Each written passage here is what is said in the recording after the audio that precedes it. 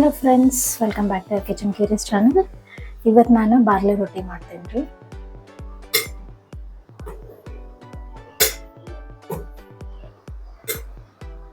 ಇದಕ್ಕೆ ಸ್ವಲ್ಪ ಸ್ವಲ್ಪ ನೀರು ಸ್ಪ್ರೇ ಮಾಡ್ಕೊಂತ ನಾನು ಇದನ್ನು ತಣ್ಣೀರು ಹಾಕ್ಕೊಳತ್ತೀನಿ ರೀ. ಯಾಕಂದ್ರೆ ತಣ್ಣೀರು ಅಂದ್ರೇನು ನಾರ್ಮಲ್ ವಾಟರ್, ಅಂದರೆ ಒಬ್ಬೊಬ್ಬರು ವಾರ್ಮ್ ವಾಟರ್ ಹಾಕೋತಾರೆ, ಬಟ್ ನಾನು ನಾರ್ಮಲ್ ವಾಟರ್ ಹಾಕ್ಕೊಳತ್ತೀನಿ. ಸ್ವಲ್ಪ ಸ್ವಲ್ಪ ಇದನ್ನು ಹಾಕೋತ ಕಲಿಸ್ಕೊಳ್ಳೋದು.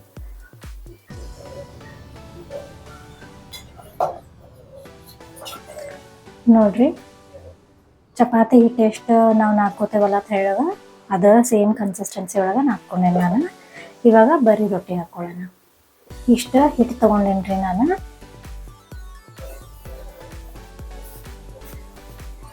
ಸ್ವಲ್ಪ ಈ ಥರ ಮಾಡ್ಕೊಳ್ರಿ, ನಾದ್ಕೊಂಡಂಗೆ ಮಾಡ್ರಿ ಪ್ರತಿ ಒಂದು ರೊಟ್ಟಿ ಮಾಡ್ಕೊಳ್ಬೇಕಾದ್ರೂ.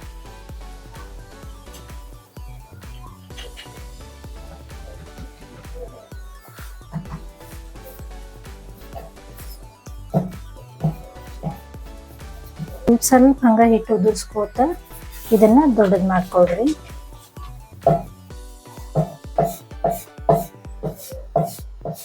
ನೋಡ್ರಿ ಎಷ್ಟು ದೊಡ್ಡದಾತ. ಈಗ ರೊಟ್ಟಿ ಹಾಕೊಳ್ಳೋಣ್ರಿ. ಇದಕ್ಕೇನು ಎಣ್ಣೆ ಹಚ್ಚೋದು ಬೇಡ, ಹಂಚು ಆಲ್ರೆಡಿ ಕಾದೈತಿ, ಹಂಗ ಹಾಕೊಳ್ಳೋಣ. ಬಟ್ಟೆ ಎದ್ದಿ ಸ್ವಲ್ಪ ನೀರು ಹಚ್ಕೊಂಡಾತೀನಿ.